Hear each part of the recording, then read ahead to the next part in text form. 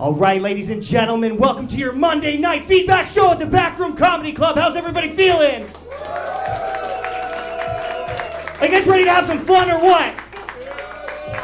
Oh, come on, you can do better than that.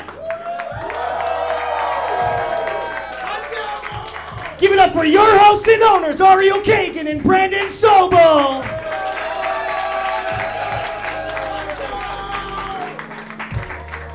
Give it up for us, guys! Hello. Welcome to Feedback. Can you hear me? Yeah, you can. Can you hear me? Yeah. Nice. So what's going on, shitheads? How's everyone's Monday?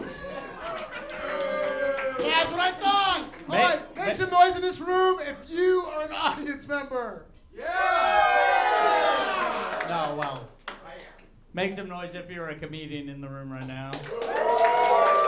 Can you hear the difference? Audience members excited, comedians broken from the core. Just every single one of them was like, whoa, yeah, fuck. So make some noise if you've been here before, specifically for this show. Okay, so Mark in like a fifth of the room. All right, well, this is our feedback open mic. We just do this way because I don't want to sit and watch open mic comedy, really. I will because Brandon forces me to. Well, okay, so here's the thing. We're the owners of the club. What we did is we opened this club 2.5 years ago, and now what it is we want to book people and we want to see more acts. Unfortunately, we're not going to go to open mics and we're not going to watch your footage. We're just not going to do that. You can send it as much as you want. The amount of tapes you guys send where it's you and there's like 4 audience members and it's trash is outrageous. Like, no offense, but like, get some audience at your shows, please. You guys notice how we have a man on a camera that's like on a stand and there's sound, there's microphones around. Do you guys notice the care, the quality that we put into tonight? So when you send footage to bookers, remember that, okay? No one wants no shaky hand, fucking DIY, like it's a POV porn video. Like,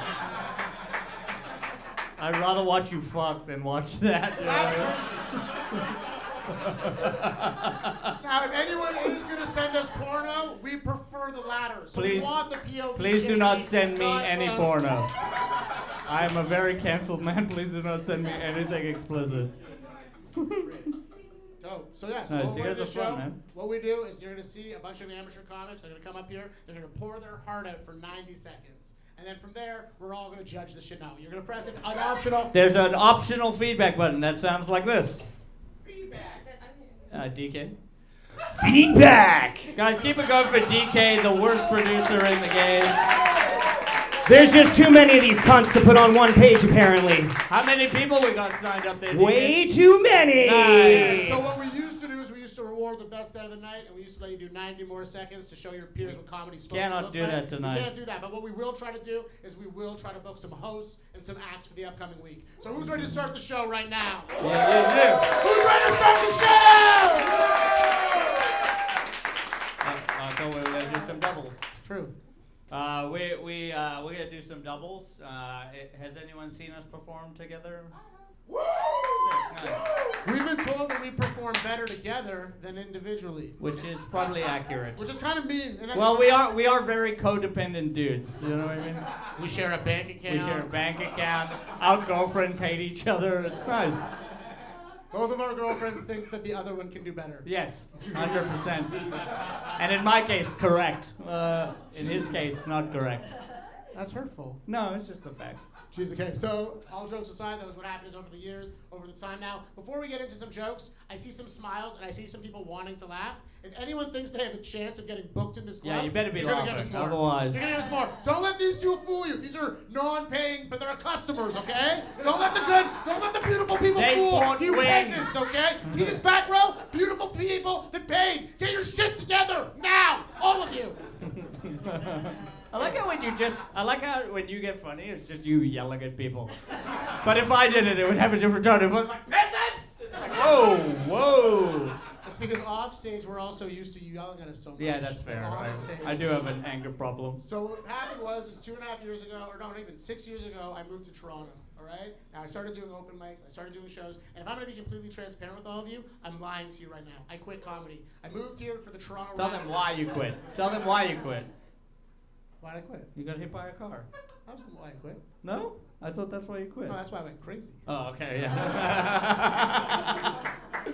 So what happened was I moved to Toronto, and with Toronto, it's such a fast-paced city, and like as you all know, doing mics and all that, it's a very, I don't want to say cliquey, but people protect their friends, okay? So I would go around and I would do shows, and one of my friends was like, hey, I actually messaged my friend. I was like, could I buy some weed? And he was like, sure, meet me at this comedy club.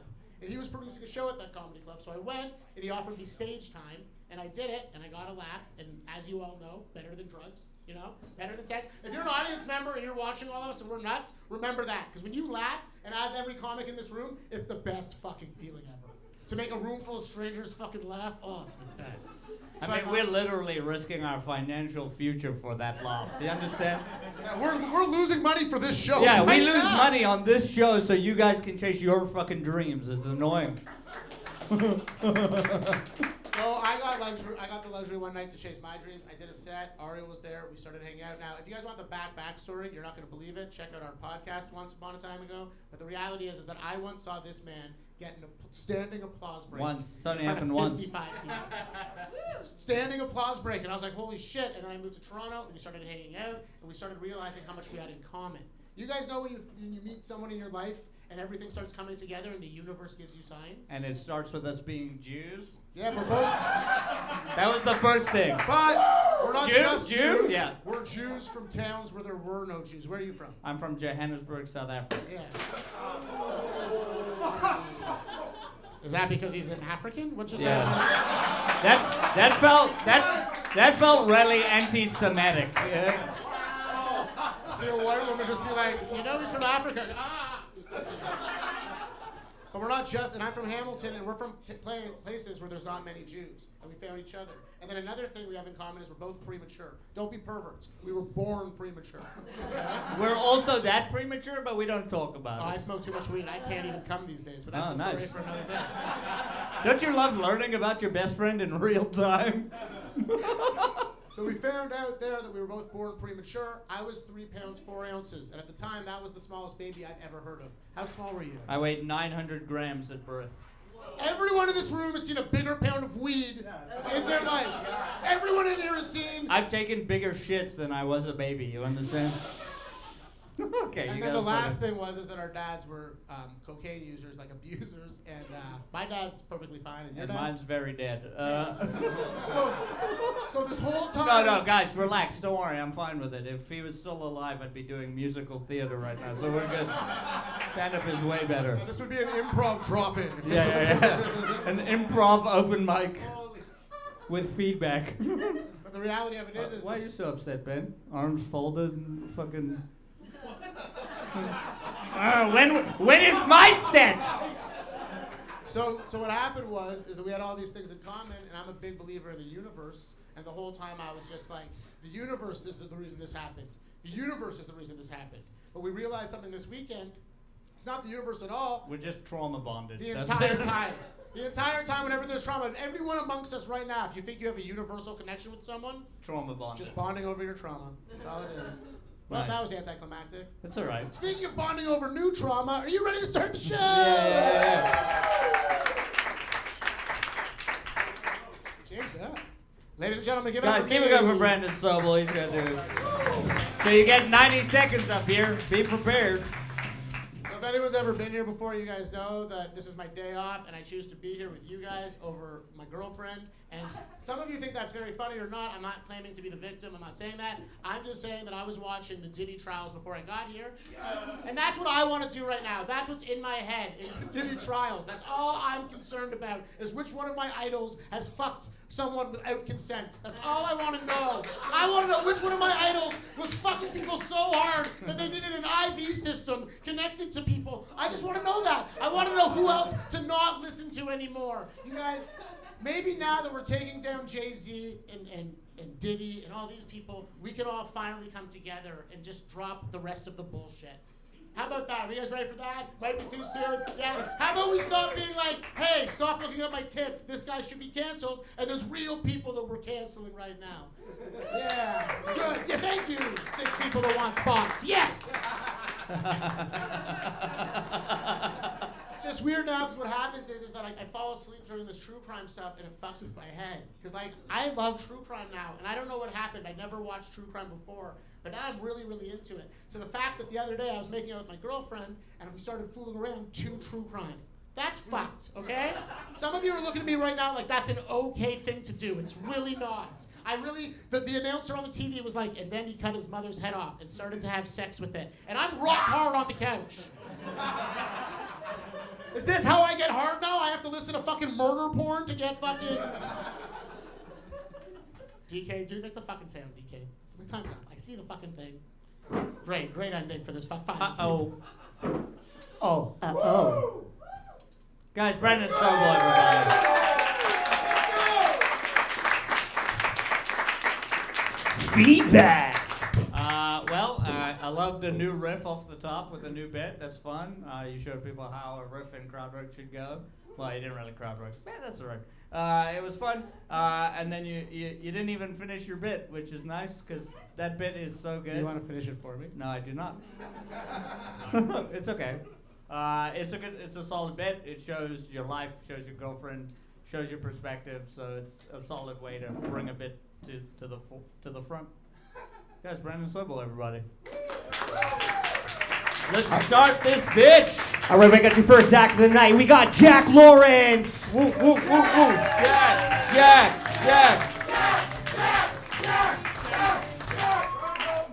Thank you. That felt really good. Also, subtle brag by Brandon there that he can still get hard. I'm a people pleaser, so I've always struggled to open up to people because I'm afraid if I do, they're not gonna like me anymore. And I started going to therapy to work on it, but now I'm just spending $200 a week to lie to another person. It's like, what, I'm supposed to tell her the truth? What if she fucking hates me? I remember in my first session, I told her I was having suicidal thoughts, and then just proceeded to tell her how great my life was. By the 10th session, she was like, you actually should kill yourself, you ungrateful bitch. When I told her I was suicidal, I expected her advice to be profound, and she was like, I hear you, but when you're feeling suicidal, have you tried going for a walk? And what pissed me off is it fucking works. I'm in my apartment getting crushed by the psychological weight of being alive. I go outside and see a cool dog in a bandana. I'm like, fucking tight. No, I did one thing my therapist wanted me to work on was to start opening up to my dad.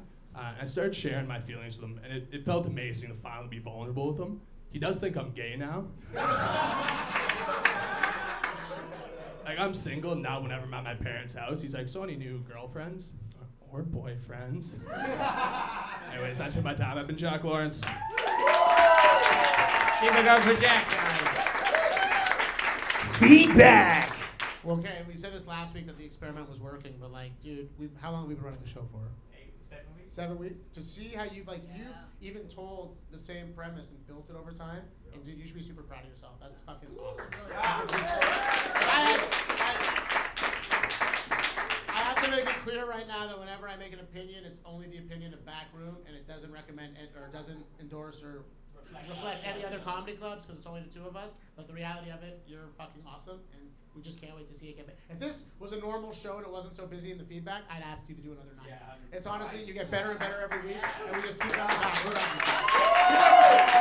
I have some actual feedback. Do you just own 900 hats like that, or?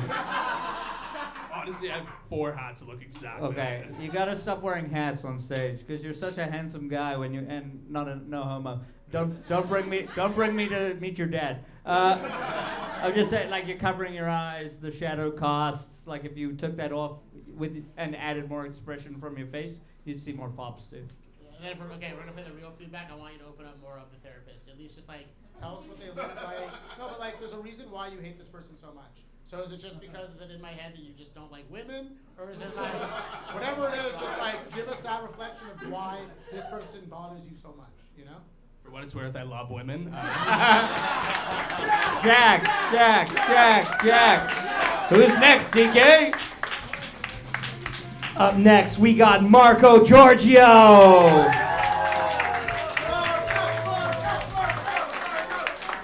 What's going on, everybody? everybody, backroom comedy! Come on, you can do better than that. I'm telling you, get fucking loud. How we doing, backroom comedy? That's all right, kids. I like how he said, you know, there's a couple paying customers, the couples here. I noticed that. How long you two been together? Yeah. Couple months. Oh, so you don't hate each other yet? That's not bad. That's not bad. Do you live with each other or no? No, just a couple months. You're holding on to him for dear life, I noticed. In this place, yeah, you gotta get ready for that fucking roller coaster. Honestly. I see another couple over there. You two in the front here. The sir with that mustache. I love it, bro. I love it. What do you do for a living? I work at a grocery store. Really? Fuck, I thought you were Ron Jeremy's son with that mustache. Fuck, I love it. Hey, bro, that's a fucking, to me, that's like having a crown on your head.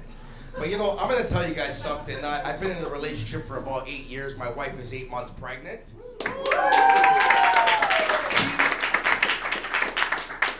She's due November 25th, and I'm here on a Monday night alone. Fucking love it.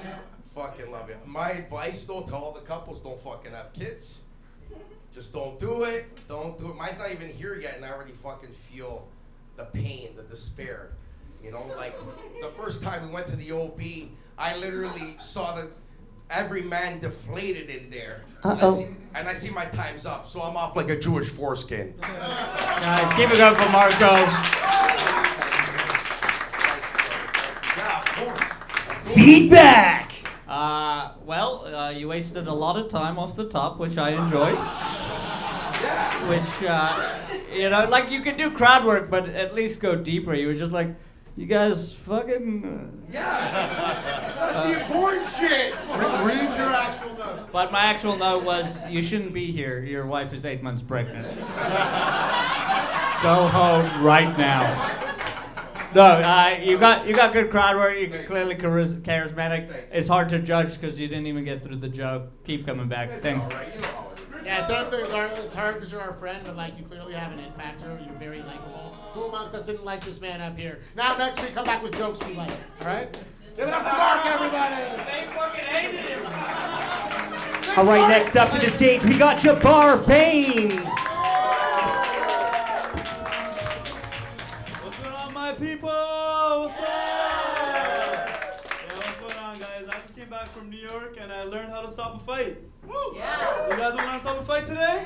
Yeah. 100% effective. I was walking in New York, there's a group of guys, 2 guys about to fight. One guy yelled, kick his ass. The other guy yelled, eat his ass. How are you going to fight somebody with someone yelling, eat his ass? And I told myself, the next time I see a fight, I'm going to say it. And I did. Last week I was at Shoreway Gardens Mall in the food court, taking a shit in the washroom. And there's a guy beside me taking a shit in the stall too. We both know we're there, but we're extremely quiet. And I don't know what happened. Someone came and kicked down his stall and yelled, what the fuck? Guys started fighting in the stall. And I'm like, new fear unlocked.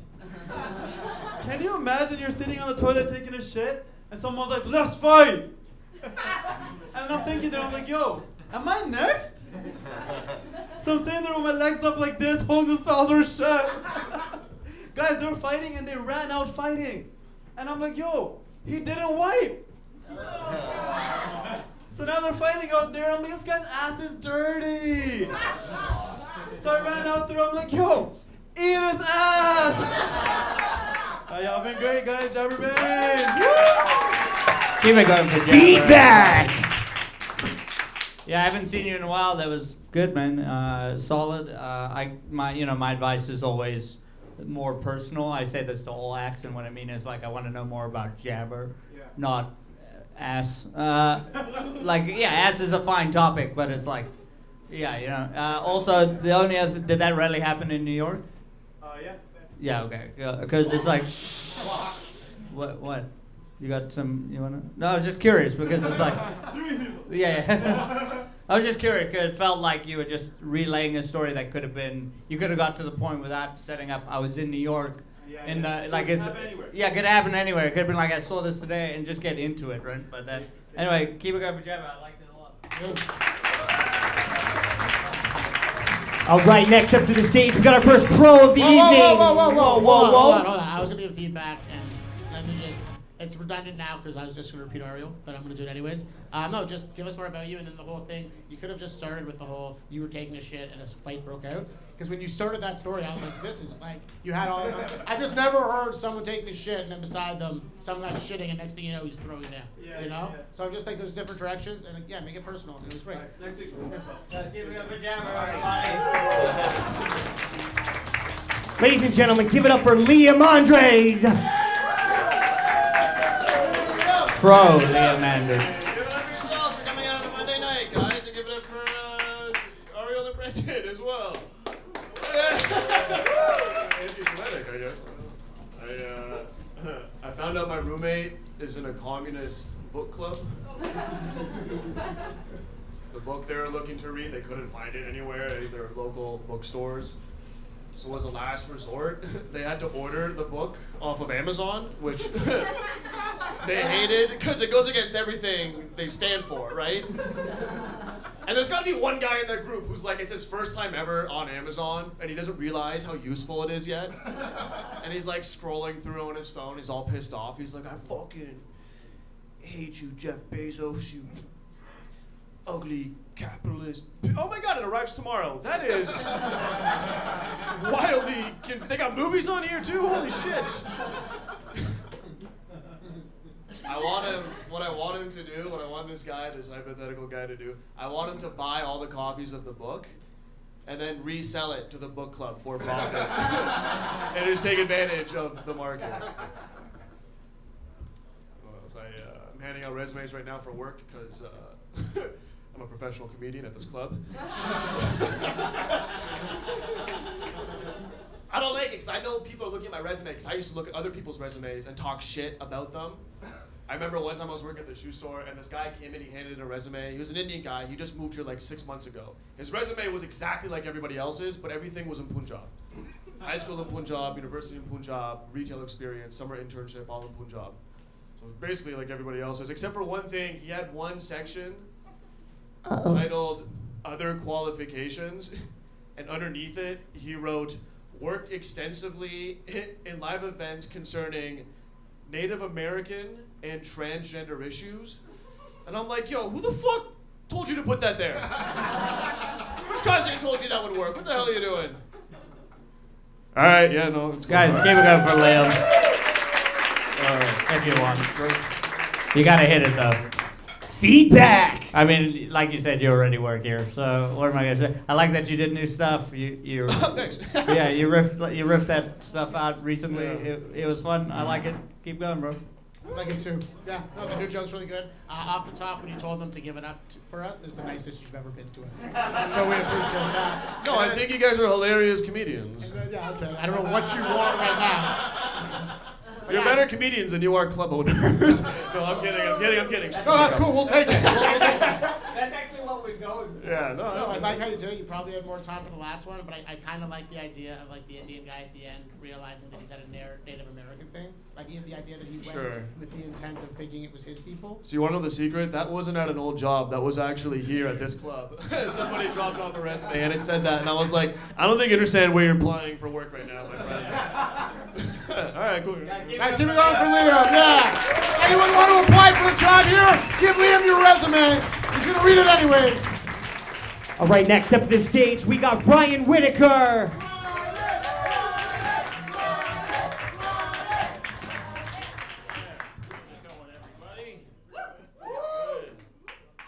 I'm from a small town in New Brunswick. Thank you, Paris. I just found out, so for the past 3 years, my small town has been saving the town's only vegetarian restaurant by doing fundraisers. It's a very like conservative and blue collar town, but everyone there is too nice to like go to the owners and be like, hey guys, you opened up a vegetarian restaurant next to a refinery and a paper mill. It's not gonna work. We all gonna like pretend though, we're like, what, the welders and millwrights don't want a kale burger? In an IPA, this is great. Oh, you don't serve beer? That's great in a town full of alcoholics. That's just fantastic. Also, this was like, they did this in the summertime. So we're all just like, fucking, oh, you know what they say about August? Hard time for restaurants.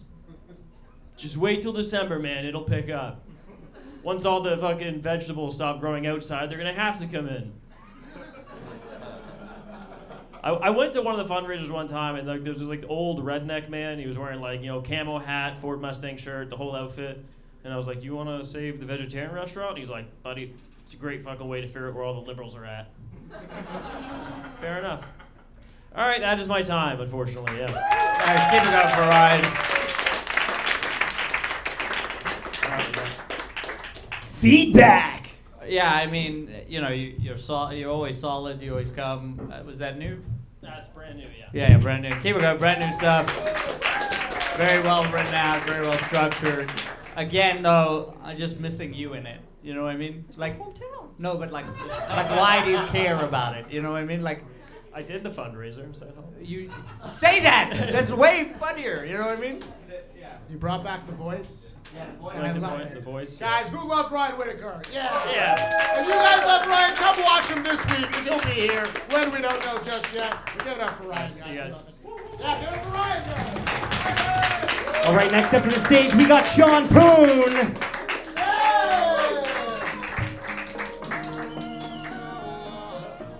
Hello everyone.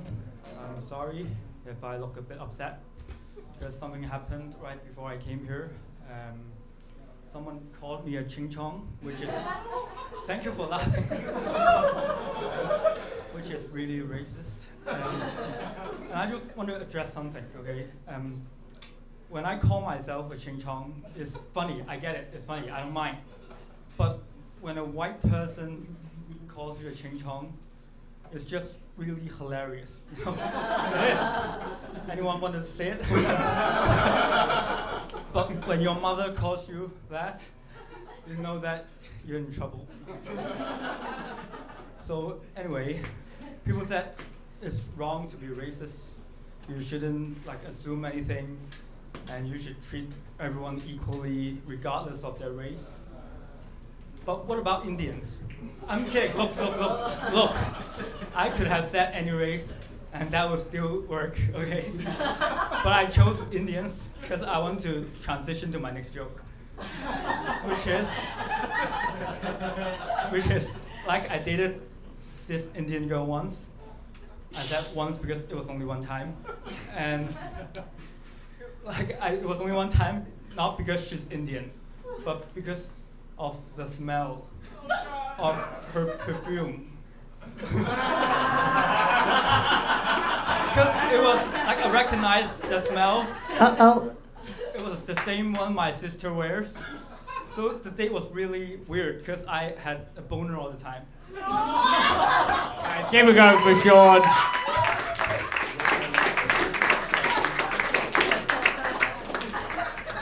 He hit the button, bro.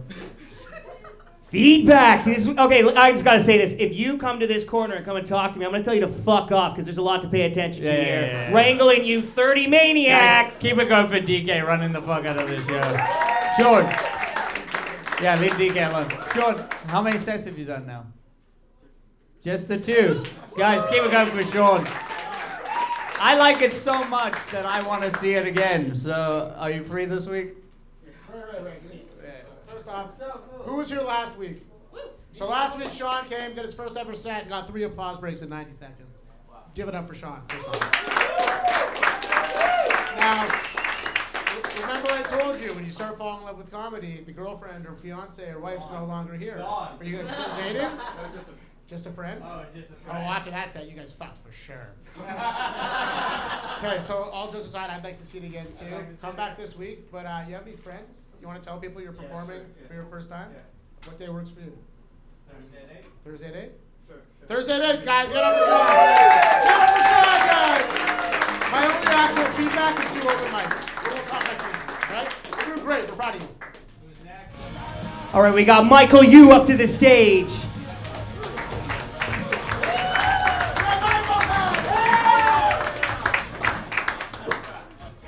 Yeah. Recess!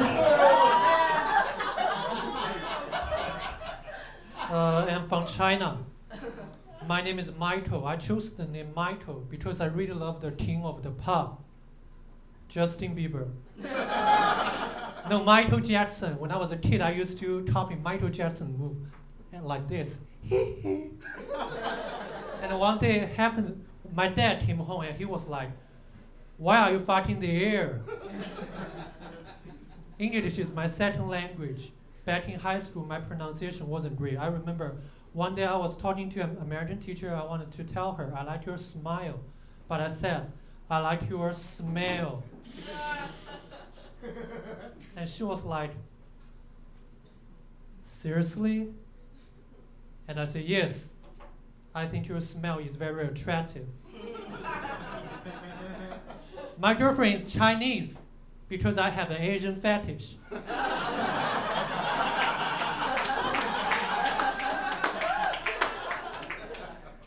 Do you know what's weird about Asian fetish? They only have Asian fetish for Asian girls, not for Asian boys. I never seen a girl on TikTok saying, "I'm trying to find a man in finance, trust fund, 6'5", brown eyes." No, my girlfriend is from a city in China called Chongqing, kind of like reverse Ching Chong. Easy to remember if you're racist. Thank you, guys. Give a go for Michael, everybody. Feedback. How many sets you done, Michael? 3. In English or In English, total? yeah, in English. Total? Total in China, maybe 1,000. Okay. Fucking liar.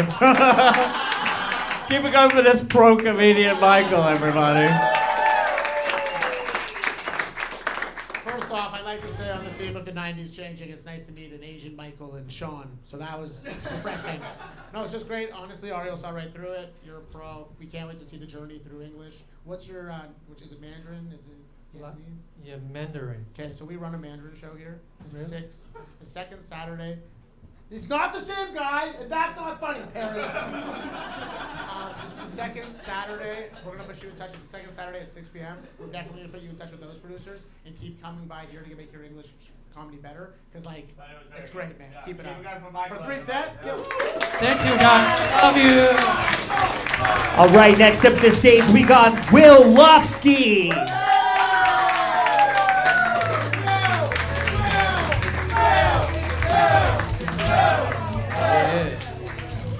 What's up, everybody? So yeah, my side hustle's Uber, which is a fancy way of saying that I'm unemployed. You know, I fucking hate Uber. They're real bastards because they like to email you when you hit a milestone. Like I hit a 3-year milestone the other day, and they fucking emailed me, "Congratulations, 3 years," which is just a fancy way of saying, "Hey loser, how's your fucking rap career going?" Bet you didn't think you'd be doing this shit right now, right? Yeah, it pissed me off, man, for real. But I'm a half Jew, so I'm pretty good with money, but you know, 6 million seems a little high, I don't know.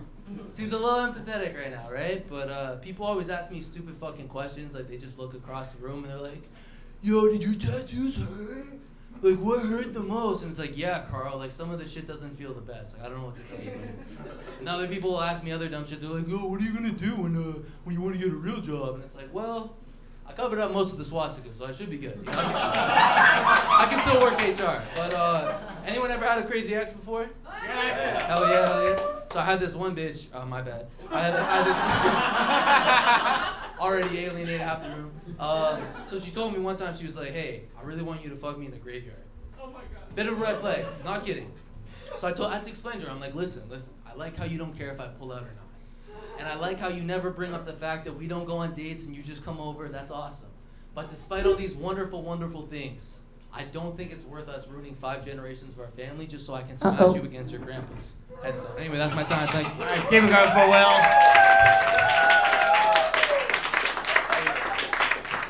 Feedback. How many sets, bro?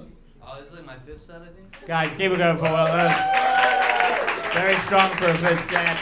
It had very personal elements. It had, and the moments you dropped out of the personal elements, you felt it, right? Like the Jewish joke, you started with it, you tried to make it personal, and then just kind of did a generic Jew joke, and you could feel the energy in the room just go, you know. And so, you know, I think you learned a lot during that set. It was really good, though. I'm happy to see you on stage. When you got here, I didn't know if you were just doing drugs in the corner somewhere. So I'm just happy you do this. That was years ago. For a 5th set, yeah. So how long you been sober off real shit? 8 years now. Guys, give it up for 5 years.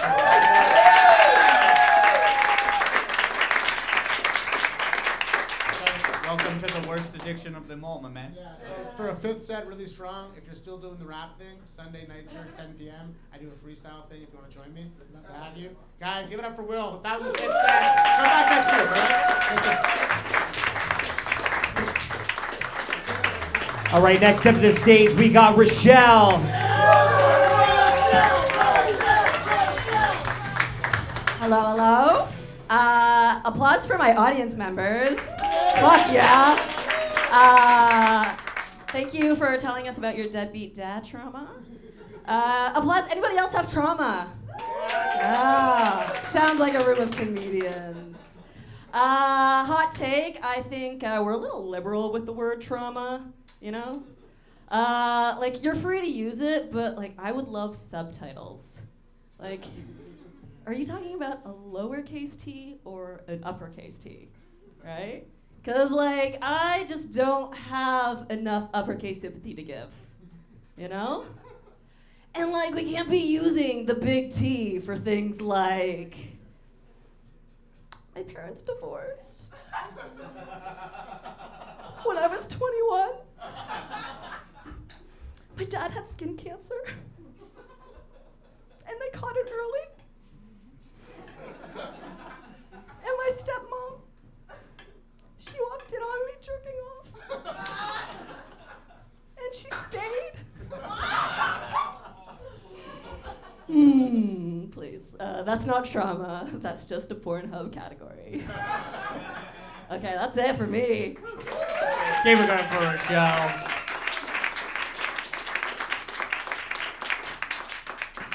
Feedback! How many sets have you done here now?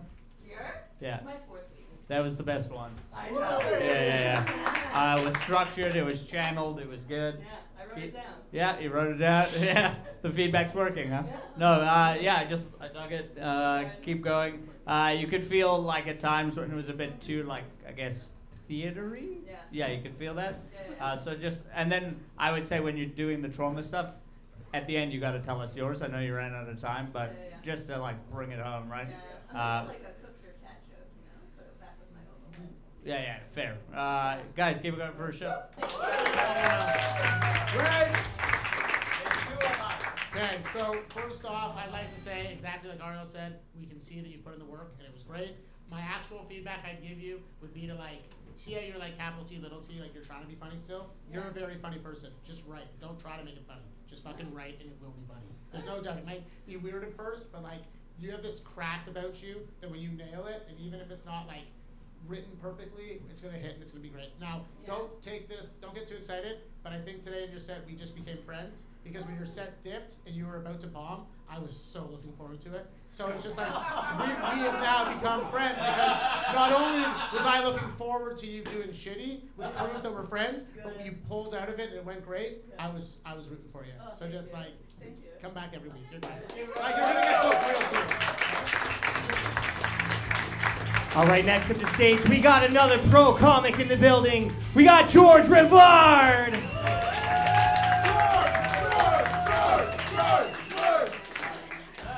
That was cool.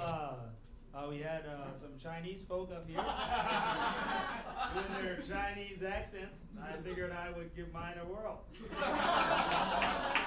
Okay, here is my impression of a Chinese man. Oi, governor! Okay, jokes. Yo, P. Diddy. Man, like, oh, that nigga fucked up. He's out here doing racketeering, filming people doing shit. A lot of baby oil in a recession, no less. And the crazy thing, what I learned from P. Diddy, it is possible to make enough money in America that you forget that you're black. You're not OJ, motherfucker. People want to see you go down. Okay, I got 38 seconds. Yo, I'm a break dancer, right? Yeah, you think you've seen some of our work? Ray Gunn, yes. And it's crazy because we have names, right? We have b-boy names. It's like one of the earliest forms of hip hop, right? Like, here I'm George, but if you catch me in the cypher, I'm Tornado George. Okay, that's it. Thank you very much. Keep it going for George. Feedback. Tornado, Georgia. What do you want me to say? I love you. Keep coming back. You get spotted all the time. Fuck off. Wait, before you go, do you guys see, if anyone has any doubt of what we're looking for here, what consistency looks like, George is someone who we book regularly, and hopefully, if you're not also delusional about it, you know why. Give it up for George. George! Good to be hanging great. George Bloor, everybody. Tornado George! All right, up next to the stage, we got Steve Appleyard. Folks, how are we? We doing all right? We're good? I read a stat the other day. Apparently, there's more slaves in the world today than there has been through any time in history. Which I think is fucked up. That someone's job is to count slaves. What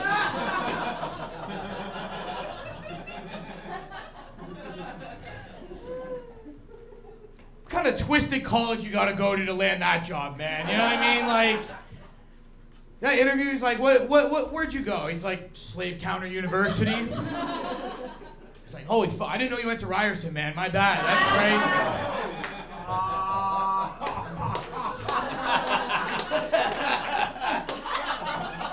Not just a nice pair of tits up here, I'll tell you that. Someone's raking in like dental and a 401k off of counting slaves. Like, it's absurd. You're counting them just sitting there like a Dr. Seuss novel. It's absurd. Right? There's someone sitting there going like 1 slave, 2 slave, black slave, Jew slave. Okay, we're good. We got them all. That was uncomfortable for some of us. That's okay. I would also like to note that it's through all of human history, which means this is not a new profession, which is crazy. You know what we had in human history? The wheel. And that means someone along the way, someone was just like, you know what? 3 guys did that for free. That's all I'm saying. All right, guys, I've been Steve Appleyard. Thank you so much. Keep it going for Steve. Feedback. I think my favorite part of the show just happened where the one black guy in the back was just like, that was a good slave joke. I like it. No, it was really good, man. I dug it. If I could give you another 90 seconds, I would, but I can't, so I'm going to pass you off to Brendan. Immediately you came up here, we all felt something. Every day, every week, you get better and better. What are you doing Wednesday at 8? Wednesday at 8? Yeah, I'm here. You want to host? I would love to, yeah. Guys, give it up for Steve.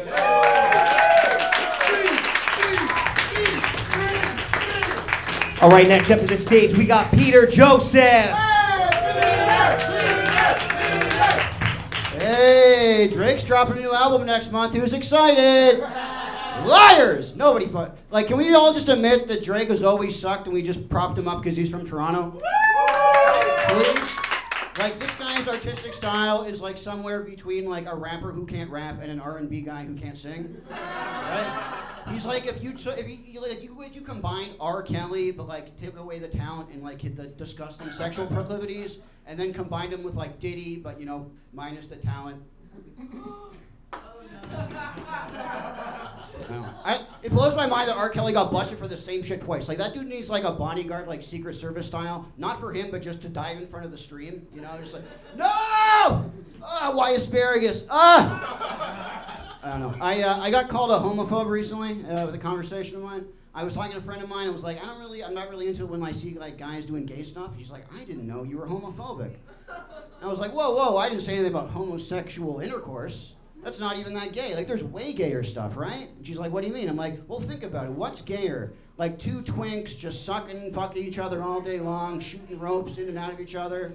Or 2 burly, extremely heterosexual dudes having a tickle fight, right?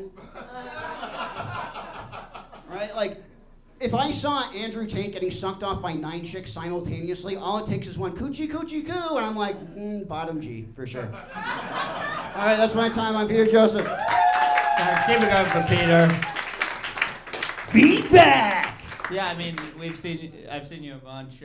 Very good writer, very strong. I'll be honest though, I just didn't relate to the material. I think I need more of you in it. I know nothing about you now leaving this other than you think about P. Diddy and R. Kelly. You know what I mean? Like, He might be gay. That's what he took from the set. I didn't take that from the set. I think you and your boys tickle each other a lot, which is weird. I've never once been hanging out with my boys and they start tickling me, but you should maybe see a therapist about that part. But yeah, no, It's very relaxing. it was still very technically good, and like even though I didn't like, I can see why an audience would get on board and stuff. So please don't feel insulted by what I've said here tonight. Real talk, I'm glad to see you back on stage. It's been a while since I've seen you on stage. Yeah, we did. Banging chicks, to be honest. Okay, so I'm gonna. That was an overcompensation for the game. Where were you? Banging the chick. Coochie coo. I'm gonna be completely blunt and honest with you. Comedy's a weird thing because it's extremely difficult and it takes so much time and there's no guarantee that you're gonna get anything out of it. You are very good at this, okay? You just have to give it more or don't give it more, but you're good at this. If you want to be great, you're gonna have to tighten the jokes up. You're gonna have to write, rewrite. But like, you can get along just going to mics and being good at comedy. But if you want to be great, listen back to the set, start cutting things out, start looking for the laughs. I know that it's funny as like a burly white guy to edge. I know I kind of did it, but like, let's meet Pete. Yeah, why did you write that R. Kelly stuff? The Drake stuff. Just something I thought of like a month ago before the Diddy stuff even happened. I was like, fuck, I missed my opportunity. God damn it. See how that was too already early. a bit more like you in it? Oh, also because I have probably a worse angle problem than you did. I'm just going to start yelling. Oh, yeah? Oh, I can do like a 5-hour rant if you give me room. Give me the runway. Are you going full Lewis Black on us or what? The problem with the... I'm not going to do But my... like, you're good at this. I'm sure we can all agree it's engaging. The joke writing's there. Just if you want it, go to the mics, tighten up, and just we'll see you next week. And it's one of those things that like there's no guarantee, but I'm sure everyone in this room could agree you're good at comedy. But if you want to be great, you're gonna have to work a little bit harder. Yeah. Guys, give Good it up up for for Peter. All right, next up to the stage, we got Lucas.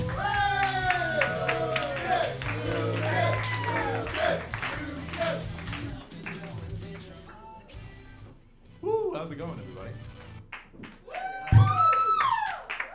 I'm actually quite nervous. I've never done this before. This is Virgin. I'm hyperventilating. Yeah, this is my first time doing comedy. This is not my voice, I'm sorry. My name's Lucas. I used to work at a grocery store back in North Carolina, and grocery stores are weird places late at night. Weird things happen, and you wouldn't expect it to, but weird things happen. There's like a lot of old schizophrenic people that just enter the building, just aimlessly walking around, confused, looking at organic items. They're like, "Where's the bathroom?" I'm like, "It's like you were 90% of the way there. You just had to look around the corner." But I worked behind the meeting seafood counter, and this older gentleman came up to me, and he said, "Hey, do you mind grabbing that spicy Italian sausage, putting it inside a plastic bag, and handing it over to me?" So I do, and he takes the tip of the sausage, and I'm just watching him in my white uniform. And, I just watch bystanders pass by. But this older gentleman, he's quite withered, pale skin. He grabs the tip of the sausages and places it against his Adam's apple. And I'm like, I kid you not, he goes, okay. Anyway, he makes this gagging sound, and I'm like, oh, okay. And, he does it again with a mild Italian sausage, because evidently he didn't want the spicy one. And his wife comes over. She's also she's an older woman, and Asheville, North Carolina is where I'm from, and it's like very holistic, very hippy dippy, and people are blah blah blah. Anyway, guys, keep it going for Lucas. Yeah, sorry.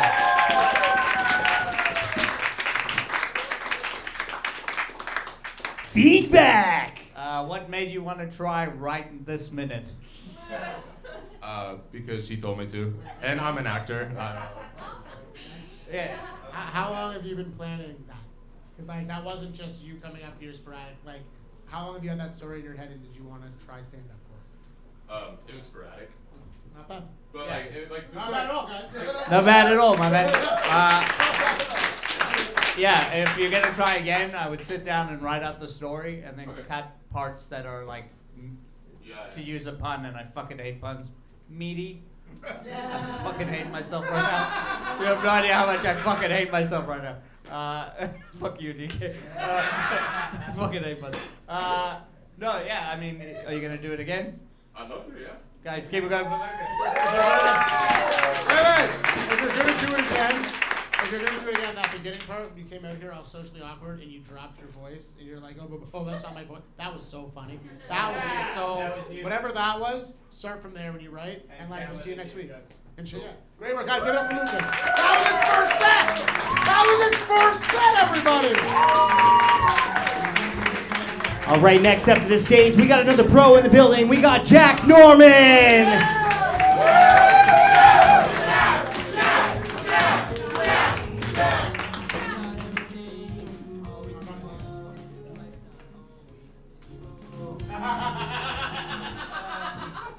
Ladies and gentlemen here, there's something I do not want to upset anybody here. This is not my intention at all.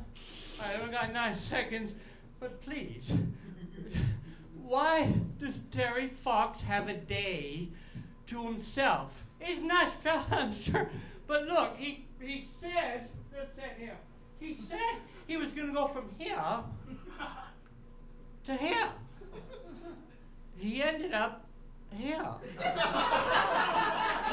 He said, he promised the Canadian. He promised we're Canada. We don't fucking lie like that. I saved a kitten from a pit bull's mouth. I said, you fucker, you fucking dog, you let go. You let go of him. You come here. You come here. You leave him alone. Where's my day? I won $8,000 at a fucking triactor. $8,000 in a triactor at the fucking track. Where's my day? I fucked a goddamn Playboy bunny on a pool table at Cheers across from Yucca. Where's my fucking? Uh-oh. My day? My day? What do I have to do? Take a shit on the beach to get noticed?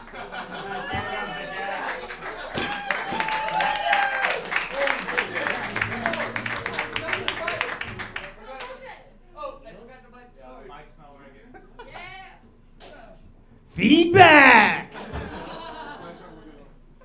the mics are dead, bro. Oh, they might dead, man. Sorry, guys. One second. Kicking Terry Fox, man. Yeah, stop kicking our shit, bro. Fucking. I didn't know that you guys were fans. I didn't know you guys were fans. Guys, give it up for Jack. He leaned in to talk to me before his set, and he said I was going to do 90 seconds of puns, and I loved it. Yeah, they called me an asshole. I loved it. Dude, like we said last week, you're now welcome to come drop by for spots. Introduce yourself to Mo.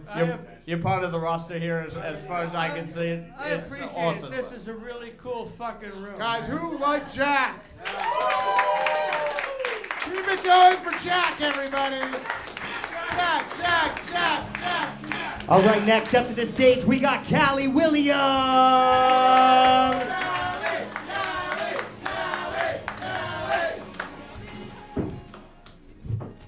I'm trans. Sorry. I'm trans. I'm sorry. But don't worry, guys. I use all pronouns. So call me anything. I won't be offended. He, she, they, dirty midget. And as a trans man, as a man with a vagina, I'd like to say to all you fucking gay guys out there, stay out of my ass.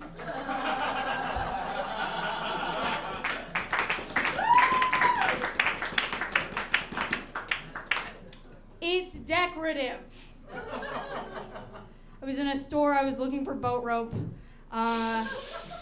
I was in a store and I couldn't find the boat rope because I'm stupid and I'm trans and I had to ask an adult.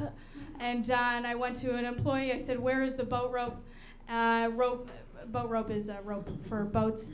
And I said, where's the boat rope? And he gave me this weird look like I was a freak or something. And then I realized I don't look like I boat.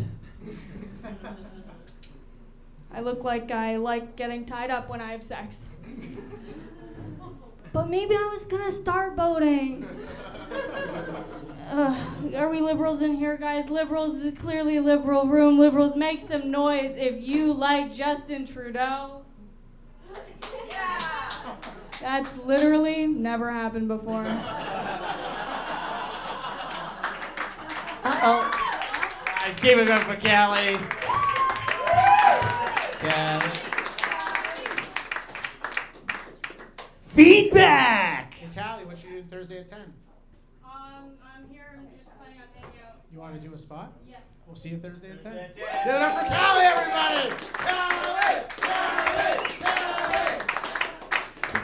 All right, up next, we got Kalen Despite. I fucked his name up. Hey, yo, so my name's Callan. I'm actually just Callie if you add an N. There you go. All right, I'm supposed to talk about myself. I grew up in the hood, right? Like Jane and Finch, actually the hood. And people are always like, yo, that must have been scary, you know, frightening. And I'm like, not if you mind your business. Right? Like, I've never seen somebody get shot, but I heard it. And it sounded like he deserved it. I'm gonna be real with you, right?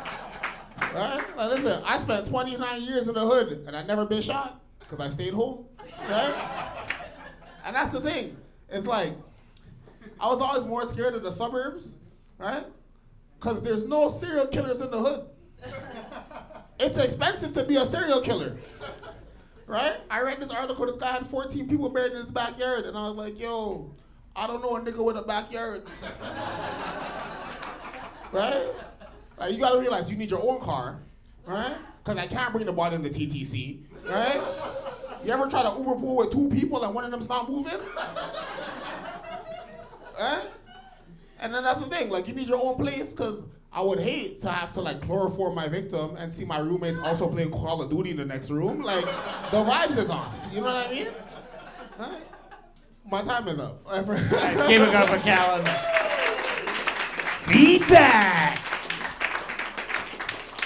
How many sets have you done? I've been doing this for 2 years. Yeah, because you can tell. It's great. Yeah. So I asked. So before, this ain't Jane and Finch. Relax, okay?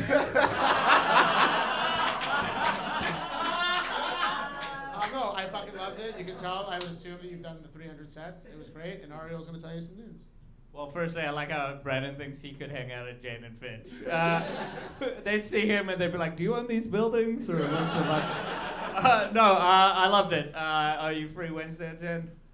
This Wednesday? Yes. I can make that happen. You'll be here Wednesday at 10, everybody. Keep it going for Callan. Callan. All right, next up to the stage, we got Doug Menzies. Dougie. That's the best. Hey, did you guys know Dairy Queen's got a secret menu? You can go and, yeah. No one's ever done that. You can actually go and order a Blizzard, and if you ask for the Royale version, they put a giant chunk of fudge down the middle, right? Because what goes better with 1,200 calories? According to the monsters at Dairy Queen, another 1,200 calories, right? You'd think they'd have stock in Ozempic or something, right? Everybody's making a big deal about this Ozempic. Whatever, man. Ozempic 2024. Cocaine 1986, man. My name's Doug. I'm a recovering addict, just for the record. But it's not even, you know what? It's not even the suspicious shit that'll get you. Fucking hot dogs. Hot dogs, University of Michigan released a study saying hot dogs take 20 minutes off your life. Each hot dog. No. I know. There was a time when I was smoking crystal meth out of a fucking light bulb, and I thought, this shit's gonna kill me. Nope, fucking hot dogs, man. Fucking hot dogs. I fucking love them. They make you stink for 24 hours. You ever notice that? People complain about foods from other countries. Other countries complain about us and smelling like hot dogs. I'm sure. At least I do. Anyways, I love them so much, I've probably only got about 30 minutes left, so I'll wrap this up here. All right? Thank you very much. Guys, keep it up for Doug. Feedback! Remind me, Doug, how long have you been doing stand-up? Year and a half. Year and a half. And how many sets in that time would you ballpark you've done? 2 or 3 weeks. 2 or 3 weeks. You know what? It's pretty fucking good, my man. It was, thank you. and that you took our advice last week to make it more personal, and that crystal meth joke. Honestly, I loved every second of it. It was awesome, guys. Keep it going for Doug.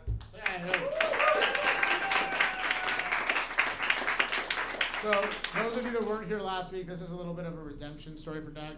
Both of his friends got booked, and he didn't. So right now he's standing in anticipation, and unfortunately I'm going to say, come back next week with everything like the light bulb meth joke, and let's see what happens next week, okay? I don't got enough time, 90 seconds for all that. But we're gonna. No, it needs like the style of joke. Do 90 seconds of that Like, forget deep. the hot dog, forget the fudge. I want to hear about Doug for 90 seconds. Okay. Guys, keep it going for Doug. All right, next up to the stage, we got Paris. Doug. Oh, thank you. Hot Doug. Another one of my, we're not friends yet, but it's going to be another one of my boys that died by the glizzy.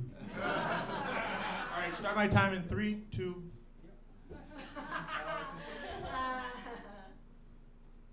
Thank you, Chef. If I ever ask you guys what time it is and it happens to be 9/11, just say it's 9:10. Wow, Jack, you really messed this thing up. Or even 9:15. Why you got to bring up Osama bin Laden for? I went to the doctors this morning and did a litmus test. It was not what I thought it was. I went to the doctors this morning again because my nail bed was hurting. He said I'm at a plate against sports, and he called me an idiot and said stop sleeping on a bed of nails. How much time do I have left? 25 seconds. Oh, I'll just do my best joke. Actually just here to promote the hookah lounge down the street.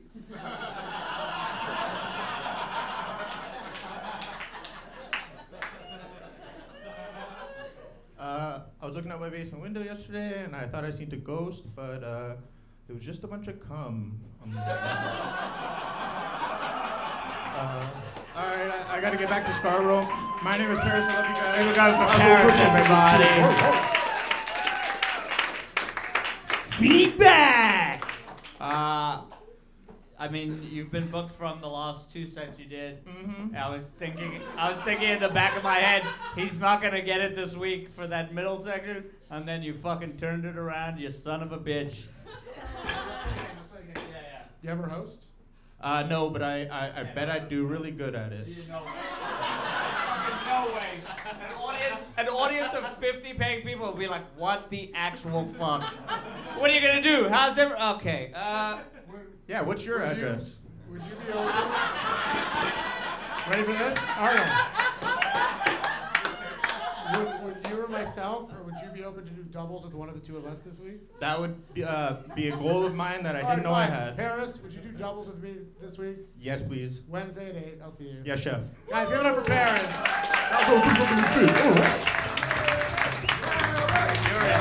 You're insane. All right, next up to the stage, we got Tara McLeod. Don't spill your drink.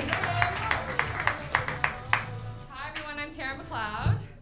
So sorry about the drink, oh my god. I swear I have nothing against Jewish people or Africa. I'm actually 1/16 Jewish, it was a 1/16 African, 1/4 Jewish. So there you go. Alright, I actually used to be the bartender here. Now I work at a strip club, so that's pretty dope. Some people think perception is everything, but me personally, I think that's just their perspective. That was a paradox, by the way. I'll go easy on you guys. I'll go easy on you. Okay, instead of they, them, let's bring back thou. Oh my god, my ex has been messaging me like crazy, like begging me to go out with him. Like, okay, first of all, you owe me money. Like, usually I charge people to go out, so I'm gonna charge you, first of all, and then just pay me back the money, right? So, I was manipulating the situation. As soon as he paid me back, I stood him up. Like, what the fuck? He stood me up. I was like, okay, to be fair, I did tell you I was a stand-up comedian. You're the joke. Like, I'm telling it tonight. You know what I mean? Since I was already talking to him, I was like, you know, there's something that I need closure for. Like, okay, this is about to get a little raunchy. I'm just gonna warn you guys. So somebody from my hometown allegedly fucked his pug. What? So I was like, okay, listen, Jeremy, I gotta know who's the guy, right? Like, was it Austin? Like, cause I found my friend Austin was like, my pug died. I was like, no. Like, who was it, right? Who was it? So he's like, no. It wasn't. Oh shit. Finish your joke. I'll finish the. Should I not finish it next week? Yeah, I'll finish the joke. All right, so like, he's like, no, it wasn't Austin. It was like some fag named Damien. I was like, sorry. I was like, I saw an opportunity here. I swear to God, I made this up. I was like, Damien? No way. Like, I lost my virginity to that guy. He's like, huh? You're Eskimo brothers with a pug? I was like, but I was like, so are you? I don't really know how people could like fuck a pug, 'cause like you see the face, but I guess it doesn't matter if you do it doggy style. Give it up for Tara, everybody! Feedback! So, for those of you who don't know a little backstory, Tara supported us since day one. She's been a fan. She tried to get her on stage numerous amount of times. That was the best we've ever seen you done. This was the first time. Now, for those of you that don't know Tara, she's a very good joke writer, but all those times, like, we haven't seen you in what, maybe 9 months, a year and a half even? But like, you took our advice. That was you. There was still the writing. It was just like, I'm super proud of you right now. Yeah, so proud. Guys, what did you guys think of Tara? See you next week. Okay, we got a special treat. Next up this stage, we got Karen Mitchell.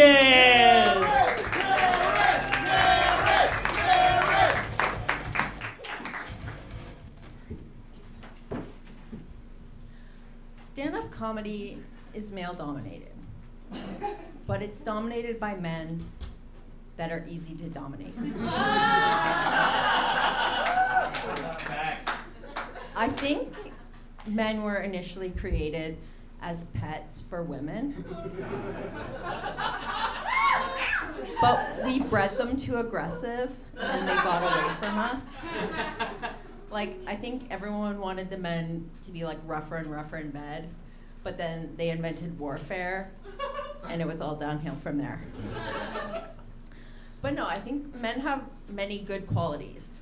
They're strong, they're impulsive, waterproof. There's one kind of man that I have an issue with, and it's a certain type of stand-up comedian who does this joke that's like, I'm 40 now, so I don't shit right anymore.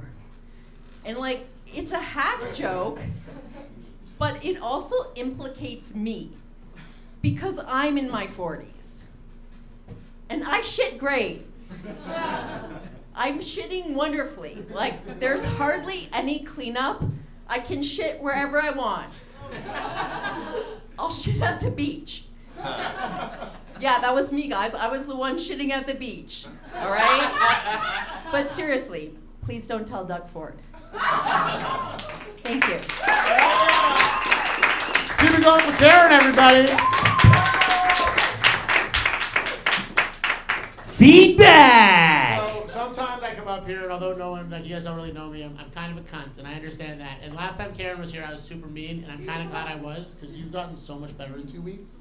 Like, I don't know who's here 2 weeks ago now, who's seen it. She's gotten so much fucking better, and it's just because, A, you're open to the advice. Now, I have a little bit of a beef with you and Tara right now. Tara's like, this guy fucked a pug, and everyone looked at Ariel and like looked at me like I was the pug. And then she's like, oh yeah, I'm 40 and I can't shit right. Guys, you all looked at me. I've never shat right, all right? This isn't a 40 thing. Since 15 years, I haven't shat right, so get the fuck off me.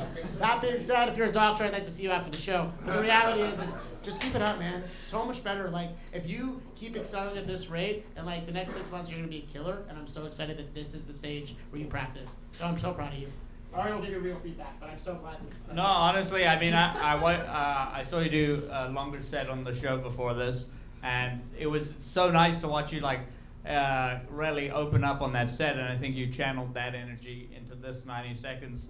It was really good, guys. Keep it going for Karen. Guys, on the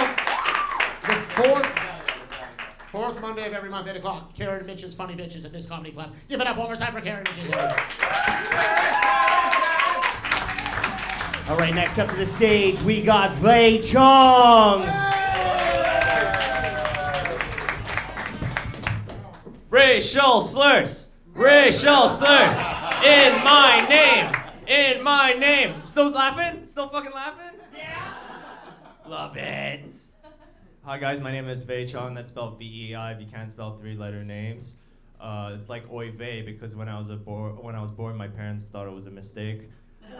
Thank you. I'm from Malaysia, so no plane jokes, please. Those don't go anywhere. If you want for $5 after the show, I'll tell you where the plane is. Or if you touch my penis. Or if you can find my penis, please find my penis. Is what I should not be saying. I'm a terrible person. I'm a bisexual person, guys. So anyone wants to be jerked off in the washroom, meet me there. Kidding, my girlfriend hates it when I say that joke. She just pegs me and I just forget everything, you know? So guys, I actually take care of elderly people in the day. So I take care of your grandparents and your great-grandparents that you don't care about. And my favorite thing is getting their credit card information with this smooth yellow body. Oh god, what the hell do I have for like 5 seconds? Nothing, thank you. Nice, keep it going for Bay. Feedback! I just liked it. I thought it was really solid. I want to see it again, so just keep coming back. It was well structured. How long have you been doing it now? Oh, fuck. No. Many years, man. No, but how many sets have you done? I'd say like maybe like 600, 700. Yeah, you can tell like you're still in that phase where it's like it's really coming together, and by 1200 you start to really get into your voice, and I'm excited for you to get there. So just keep grinding, bro. Yeah, no, it's dope as fuck. I liked how when you said the find my penis thing. At first I was like, what the fuck? But the way you committed, it was just like, oh, there it is. So whatever that is, or whatever you're doing, we're excited to watch you get to set 1200 and come back next week. Okay? You're dope. Give it up for Vegas. Just to let you know, we have like 11 comics still, so bear with us, guys. Who's next, baby? Next to the stage, the man, the myth, the legend, the Canadian hillbilly we all love, DK Connor! DK! Feedback!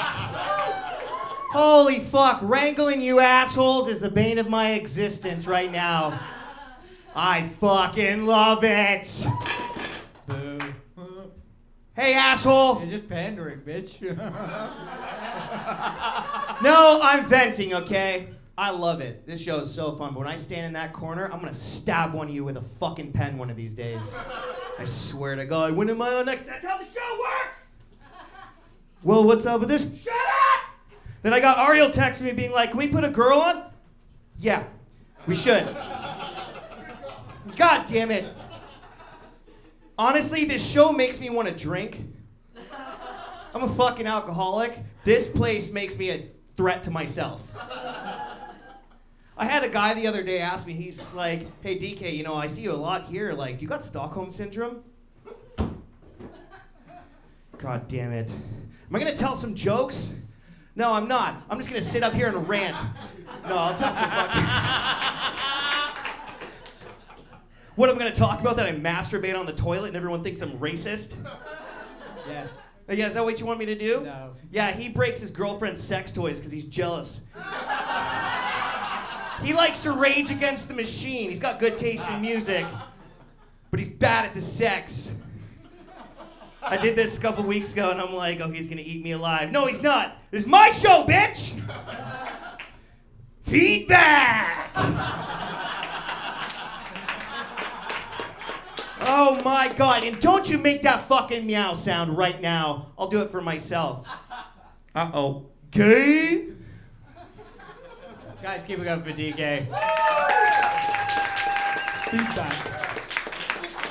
Feedback! I mean, honestly, if you can channel whatever the fuck we just watched into your Abuse? Into your actual jokes, you might be a good comedian one day. Honestly, TK, we like to make fun of you, but that was great. We would like to see jokes, but we saw you. And what we try to tell you guys, that usually takes 1,200 cents. But if you let us bully you to the point where you can't take it, no, honestly, it's getting better, and we're kind of proud of you. Don't get twisted. You're still not great. You're still not pretty. Like, I don't know. What do you guys think? How's TK doing? So much better. So much better. Give it up for TK Collins, everybody. I got an air mattress in the back. They put it there. Stockholm Syndrome. I'm not a captive. Okay, you can go now. Guys, DK Collins, everybody. Let's go! I like when TK tried to retell the joke that didn't work the first time. That was my favorite part of the whole show. When TK's like, that didn't bomb, watch it. Guys, give it up for TK Collins. This show is impossible without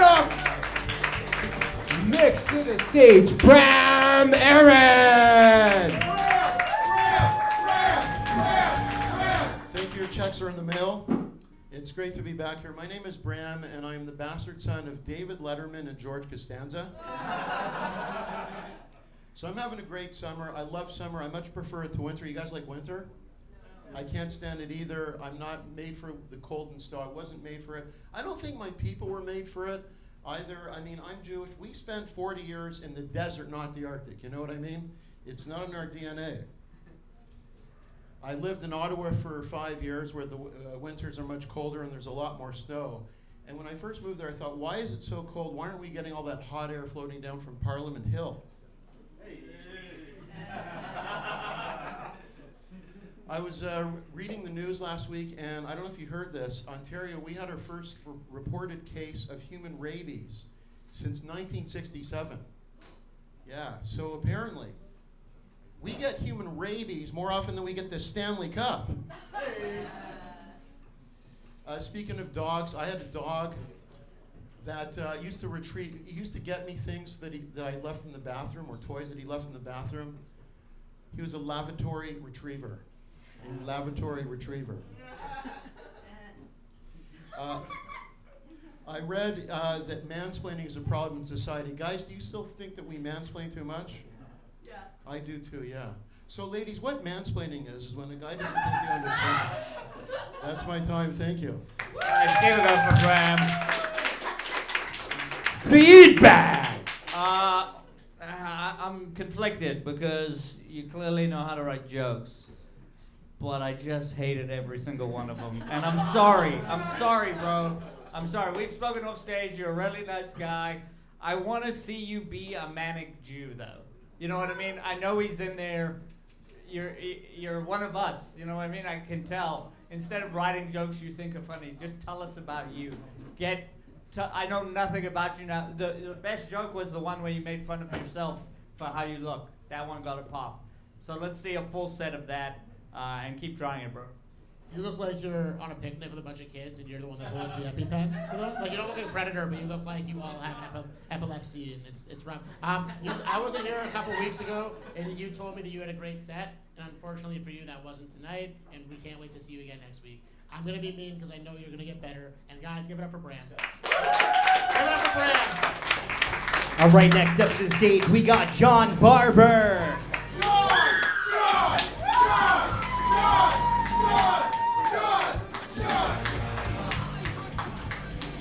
Hell yeah, how's everybody doing tonight? Thumbs up. Anybody here a virgin? Seriously? Oh, okay, good. You're gonna ruin my whole joke. Sorry. I'm not a virgin, of course, as you can tell by the mustache. Just kidding. But my first time was pretty funny, actually. I busted inside my high school girlfriend of 2 weeks and said, "I love you." And the only thing she said back was, "Don't say that." And in my memory, she also rolled her eyes too. But I think I may be Mandela affecting myself a little bit there.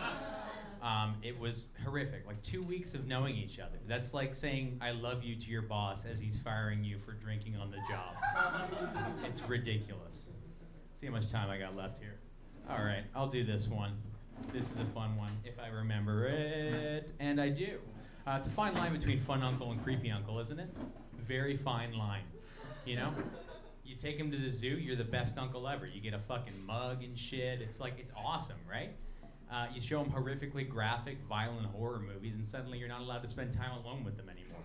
Like, what the fuck's that about? Like, Jesus Christ, I told him it was fake. Like, he's gonna learn about this shit sooner or later. Jesus Christ, Lisa, he's 3 fucking years old. The kid can't be a pussy all his life. Fuck. I got 10 seconds and I have absolutely nothing, so I will just end it there. Keep it going for John, everybody. Thanks, Paris. Feedback. So the first thing I'm going to say is whatever rehab break or whatever AA thing that's going on between this group, pick it up, okay? I'd rather see you guys come up here and do mics than whatever drugs you used to do. So I'm proud of the 3 of you, okay? No, honestly, how long have you been doing comedy for? I used to do it a lot when I was younger, like 16, and I stopped for a long time. Now I'm back doing it in a couple weeks, couple sets. Keep getting back into it. Like, How many sets would you say total, you think? Oh, maybe like 3? 3 total? Like No, recent no, since like I've been total, back. like- Total all time, probably like 50? Yeah, yeah. So, like, honestly, the most natural you material we've seen tonight, like, you came up, you understand the concept of putting yourself in a joke, and now it's just about running that set. Like, run it, change it, run it, change it, run it, change it, rinse, repeat, and build the jokes out, because at its core, there was something very special there, and you felt a little nervous, I guess. Extremely nervous. Yeah, yes. you had your hand up going right, like jazz hands while you're doing it. But yeah, very funny, man. Keep going. it's weird because I usually tell people that, like, let us know what's going on in your head. But for you, you look so natural that when you were like, I don't have anything prepared, it's like you sort of took it away. Where, like, we would have thought you had more experience if you just rode with it. The joke writing's good. The way to bring yourself in is good. We can't wait to see it next week. Give it up for John, everybody.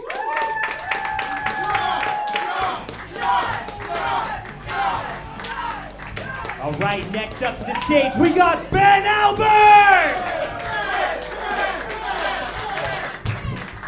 Nice, thank you.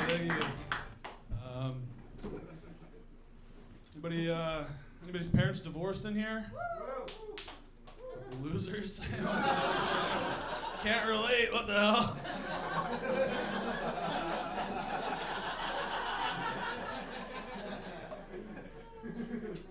No, I'm just kidding. My dad wasn't around at all, but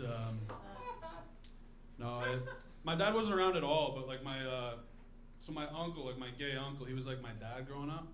He's like flamboyantly gay. So I can say fag and shit, I think, but well, I think I can. I've been trying to do the math on it, but no, I picked up a lot of mannerisms from him growing up. You know, till 14, I stood like this.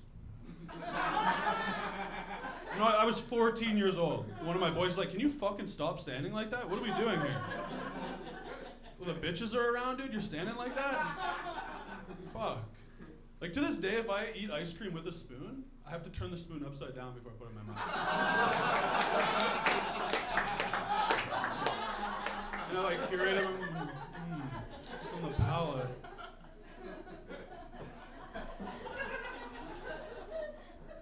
No, but my uncle's like, he's actually, like, in the closet, though. He's, like, still not out. He's, like, nearly 60 years old. Because my Nana's still alive. Like, he's literally just waiting. She's 94. We're all like, can you fucking die so this guy can get fucked in the ass? What are we doing here? Like, this guy's craving cock badly. What are we doing? All right, I love you guys. Thank you. Feedback! So no disrespect to anyone else in this room, but do you guys see, like, I'm not going to call names, but Ben works really hard, and you can see it when he came up here.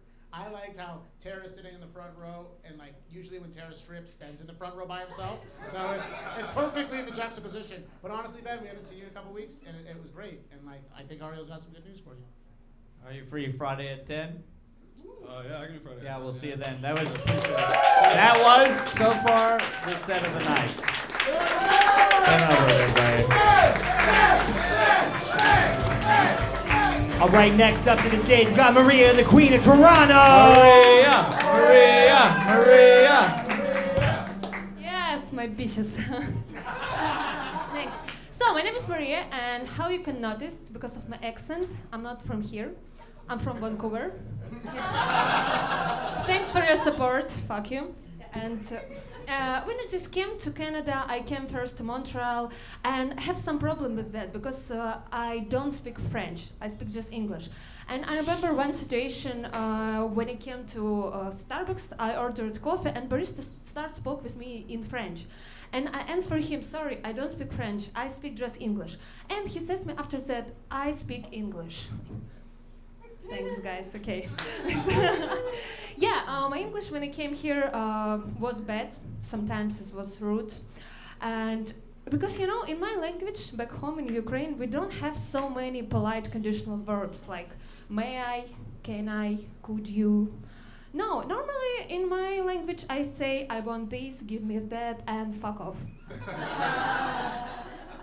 But don't worry about me, no? I learned how to speak with Canadian people, yeah? Now, normally, I always say, like, may I have this, can I get that, and could you fuck off?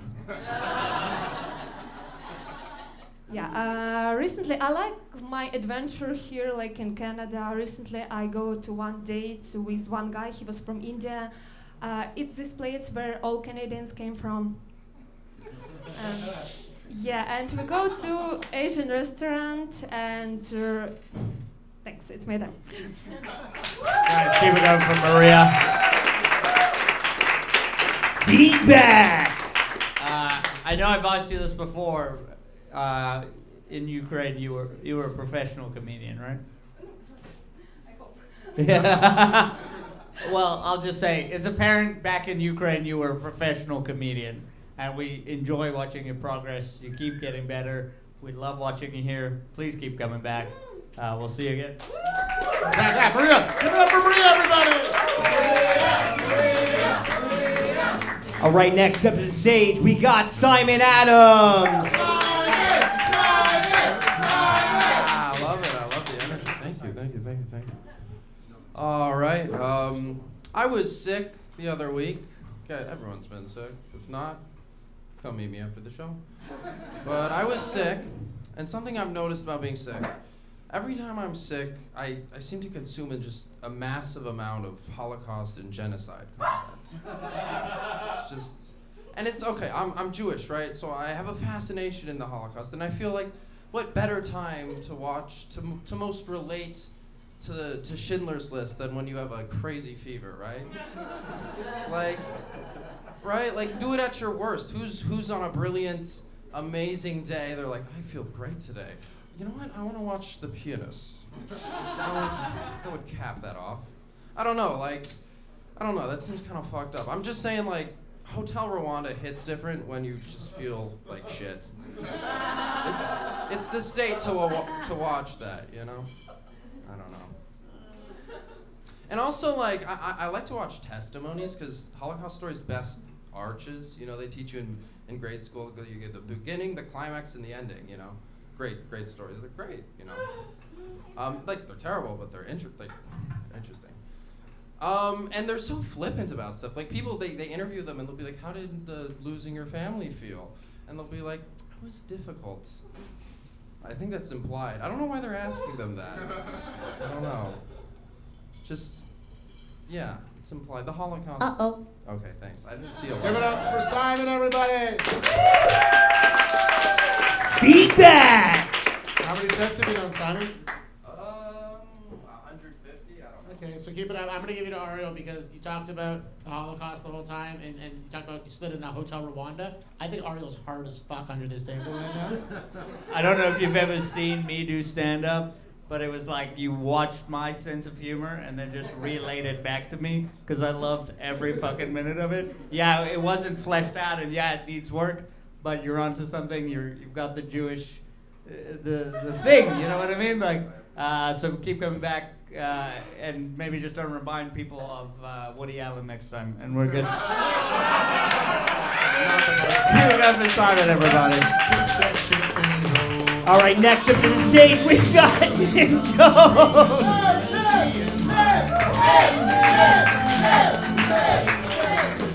What's up, back row? What's going on? Who's in a relationship here? We got any relationships in the crowd today? Relationships are fun, right? They're good. Especially that first 3 months, you know, you're in that honeymoon phase, you're fucking like rabbits, you're going places, and after that shit starts to change. And it's like a gradual change, you know, like first she goes to bed. If you remember when you first started dating, she goes to bed, she looks all cute and stuff. And after that, shit's different, you know. She goes to bed, next thing you know, she's going to bed without her makeup. Like, okay, that's cool, she still looks cute. Then that next month she's going to bed, she loses her eyelashes. You're like, what the fuck is this? Then that fourth month she goes to bed, she's taking out her weave. You're like, what the fuck? This bitch is dropping body parts like Mrs. Potato Head. That fifth month she goes to bed, she's strapping on a waist trainer like she's trying not to get shanked on the yard in this fucking house. It's bad, because every time she puts on that waist trainer, I know I'm not getting no pussy. So the sound of Velcro makes my dick soft. Last night she went to bed, she looked like 50 Cent on the cover of Get Rich or Die Trying and shit. What the fuck is going on in here? That's all I got, guys. Thank you. Guys, keep it going for Tim. We tried to book Tim for our riff show Sunday night because I still want to see that. Like, you're a very good writer, but I think there's something behind the writing that I really want to see, and I think riffing will really show that to me. Yeah, did he sorry. push the button? Sorry. Did he push There's the button? riff. That's what I was talking about. Let him push the button. Push the button, Tim. Push the button.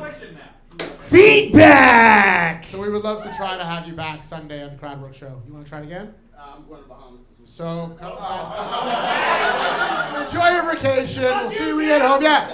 Guys, collectively, on the count of three, can we get a fuck you, Tim? 1, 2, 3. Fuck you, Tim. We'll see you when you get home and enjoy your holiday. Great work, Tim. Great fucking work. Fuck you, Tim.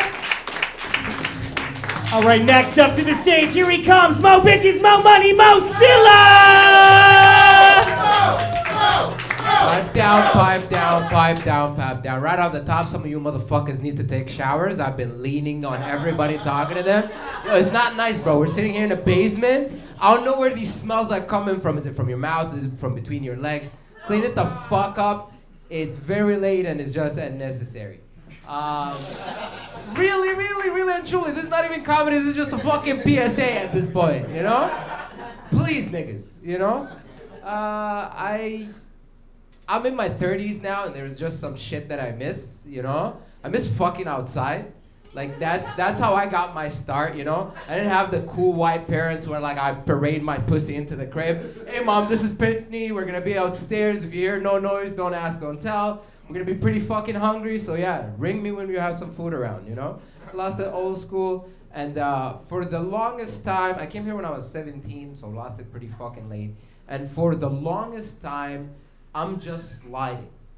And underneath the bleachers, anywhere that I can. We're just sliding. And then eventually, she told me to meet her at like 8 o'clock at Thompson Park. And I knew she's just like, yeah, I'm done with this sliding shit. We're going in tonight. Actually, this morning, right before fucking math class, you know? And to this day, that rock is there, and I keep going there every year. I'm a Muslim, so I have to do pilgrimage somewhere. This is my pilgrimage. Every year I go to that rock, and I'm just like, you used to be an adventurous ass motherfucker. You need to stop fucking outside again. That's my time. Guys, keep it going for Mo. Feedback. Where do I start? You're our manager here, so anyone who didn't laugh, you really fucked up. You guys are idiots. No, but secondly, maybe don't start by insulting all of them immediately when you need them to laugh. I don't need the laugh. Wash your balls, niggas. And that goes for women too. Equality when it comes to washing your shit. How many sets have you done now? Like 50 maybe? Way under, bro. Way under. 20. Yeah, 20. Yeah, you can see you're picking up things by watching the shows and getting there. Honestly, you get better when I see you, so keep working it, bro. Okay. You guys can all see anyone that wants to take feedback from Mo's set. Because Mo's here every weekend and Mo's here every day, basically, he watches the sets. And you guys probably can't tell that it was 20 sets. He looks very natural. He looks like he's done it forever because of just watching comedy. Specifically live comedy, but let's get into it. First, so you had sex before math class. Yes. Did you go to math class Right after? early. Oh yeah, bro, I did. So I want to tell us about your day now, post-sex, first time you're in school. You just had a nut clarity. Bro, I Like, was why'd you just stop happy there? I had it, you know? I still killed my math class, bro. I'm like still trying to become a fucking doctor at this point, you know what I mean? I have African parents. And then what's sliding? Huh? Sliding just Bro, like we were just like in humping. there and I'm fucking rubbing in and out and like no entrance yet. But I want Dry humping. next time I hear this joke, I want you to get into sliding. Got it. Because when you said sliding, a bunch of us were like, "What?" And then you were like, "Yeah, so we're sliding. I'm just sliding." And it's like, is she just saying fucking? Like no, like she's just real wet. What's going on? But like that's your homework for next time. Got and it. honestly, ask anyone in here, they would have thought you've done like at least 300 sets. That's how Sick. comfortable you are. Sick, Give sick, it up sick. for fucking Mo, everybody. All right, next up the stage is Chris Gerasimo. I don't know if I fucked that up. Chris, everybody. Thank you. Give it up for your host, guys. Give it up for your host. Killing it tonight. Most importantly, give it up for P. Diddy. That guy's killing it. Fucking got arrested on sex trafficking charges. The cops raided his house, found a bunch of guns and 10,000 bottles of lube. I don't have a joke for that. It's just a fuck ton of lube. Like, can you imagine when the cops had to call that in? They walk into like the lube room, I guess, and Cap, you're not gonna believe this shit. I don't get how a man that owns that much lube even gets arrested. I think you just slip and slide away. Like trying to catch a dolphin. Never done that. It just feels like a hard thing to do. I don't think they're real guns. I think they're super soakers. Using the lube as ammo. Big year for horny celebrities getting caught doing horny shit. Like beginning of the year, Stephen Hawking got caught at Epstein's Island. You never forget that. You know, I know we shouldn't victim blame. I understand it's a very shitty thing to do. Like, I'm sorry, the girls that got fiddled by Mr. Hawking, I think they had more than a fighting chance there. Turn the e-brake on, put that chair in reverse, walk away, do something. It's good to know that Epstein's Island is wheelchair accessible. That's pretty cool. It's progressive. This comedy club isn't. Stephen Hawking can never go to a P. Diddy party. Like, all that lube would clog up his chair if he's stuck doing donuts. And that's all I got, guys. My name is Chris Rouse. Give it up for Chris. Again, to anyone who's come up here and done P. Diddy material tonight, congrats. You can write jokes. You sat and you wrote about P. Diddy. Cool. I Yeah. like it. Good job. I still know nothing about you. Stand-up is about the expression of self. You know, so it's like I wasn't there. I wasn't. Yeah. You ready? You see how you put yourself in it? Yeah. Way better. You're welcome for the biggest laugh of your set. Guys, seriously, Chris here from Windsor. Yes, sir. Windsor comedy scene getting better. No, I moved here a few weeks ago. Guys, if anyone's doing mics, talk to Chris. He's going around doing mics, and like, yeah, it was great. We'll see you next week. The pun stuff, again, we don't like puns, but like you backed it up, and it was good. It's like your writing is good, and you know where to punch, and it's good. Just like Ariel said, if you just put a little bit of you into it, right there, you felt the room, right? Yeah. So give it up for Chris, guys. It was great. I just realized he didn't hit the feedback button at all. It's too late now. It's okay. I said he was great and he was good, so that's okay. That's okay. Guys, give it up again. Next to the stage, Eric Malief, everybody. Eric. We got 3 left, boy. Thank you so much. I appreciate that great enthusiasm all through the night. I think some folks do have unrealistic expectations of relationships. There was one person who cheered really loudly when someone mentioned Justin Trudeau. To me, it's like if you go back 9 years ago, Eric, you know, it's say if you're 22, ladies, that's the guy you want to hang out with. Good-looking guy, works at the club, he'll get you in, you know, he's got a nice leather jacket, you know, he's cool to hang out with. Not necessarily the best reason to vote someone in as a politician. Skip ahead. So now, like one of the latest TikToks is, ladies, I want a guy who's 6'5", finance bro, trust fund baby. And it's just like, sounds cool, sounds good. I know of one person like that myself, and his name is Batman. He's a vigilante. He doesn't care about you. Just a word to the ladies. Bad relationship, do not go for that. I had an experience with a bad relationship myself. I was watching pornography, And so there's a stepmom, and then there's a stepson doing their thing, and hey, you know what? Cold streak, just whatever, ran them into Pornhub, whatever. And so they're doing their thing, and I'm watching, and it's just like, okay, fine. But then it's like, whoa, something seems really, really wrong here. You know what? I've been misled. I've been duped. I gotta shut this off. Stepmom's not wearing a wedding band. Not an actual stepmom. Not married. Really devastated. Awful expectations. I appreciate your time, everybody. Nice, keep it up for Eric. Yeah. Feedback. Well, Eric, you look like Bram and Simon had a kid, so that's fantastic. No, I'm honestly, I'm just happy to say that Bram didn't have the worst set of the night tonight, guys. Give it up for Eric. Am I wrong? Am I wrong? Guys, we're meant to be mean. It's the only way you're gonna improve. I got a lot of shit on Jews. Yeah, okay, but then maybe do that because I don't know, man. It was kind of meandery, if I'm honest. I couldn't really. Yeah. You got like this manic meandery vibe, which could, if you channel it right, could be very funny. I hope to see it again. I got feedback. If you think something's really funny, pause. Let us feel the funny, and if there's a pause, we can respond to it. You're firing it through. The Batman stuff I actually liked, but you were going so fast we couldn't catch on. So next week when you come, or next time we see you, take a breath, find your beats, and if you think it's really fucking funny, shut your fucking mouth. Give it up for Eric, everybody!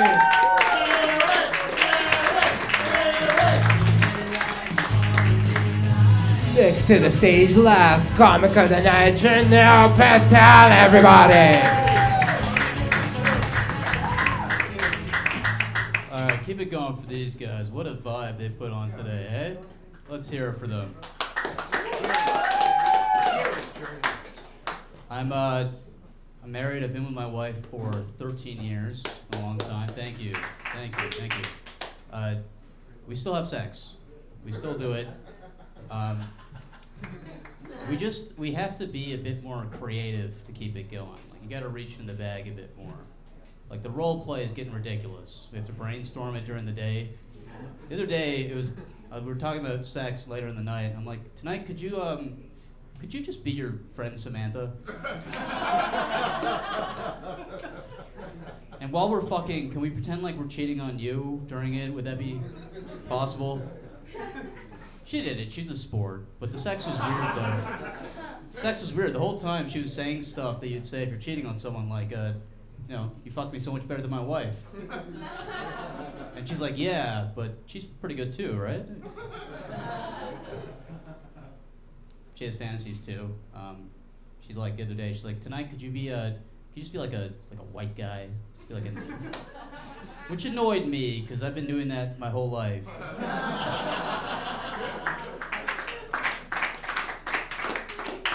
I'm like, give me black. Let me try method acting. And her eyes lit up a little bit. And I'm like, okay, let's not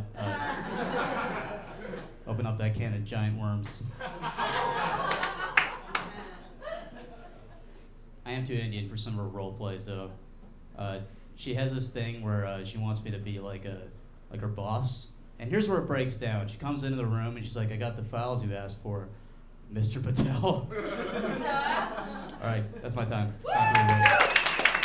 Sorry, Dawson, remind me your name, bro? Chanel. Chanel? Guys, keep it going for Chanel. How long you been doing stand-up, bro? It's my 407th set. Sick, dude. It was honestly very technically tight, good, personal, all the things we look for. Just keep doing it, man, because you're on the right track. Thank you, brother. You can tell in the jokes that got like the things. If you're recording right now, when you listen back, you'll notice the things that got the bigger laughs were like assumably the truth. You know, like you being white, the whole wanting to cheat with Samantha. I'm just saying, when you go back to the drawing board, let us hear some vulnerable truths that you don't want to share. Because like the writing's good, but like let us hear some shit that she shouldn't be hearing. Okay? Yeah, you got it. Give it up for Chanel, everybody. Also, didn't hit the feedback button. We're very sorry. We're very tired. We know what consent is. We need the consent for the feedback button. Next to the stage, Jerry Hodges.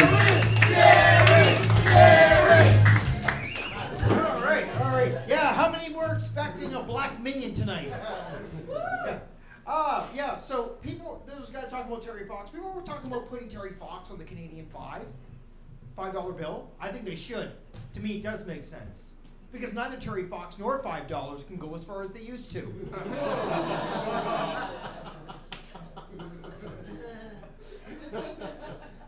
I bought my computer from a communist business. It keeps stalling on me. I know you fucking hate puns, but that's my best one. No, fuck it. Gay introverts. Do gay introverts have coming out parties? I used to work at a gay bar. See, I'm not gay myself. I prefer to celebrate Gay Pride Month over Black History Month. Because I'm not marching for shit in February. I told my boss I used to work at a gay bar. They're like, hey, do gay guys tip well? And I said to him, define tip. I support all human rights, women, gay, Jewish, trans.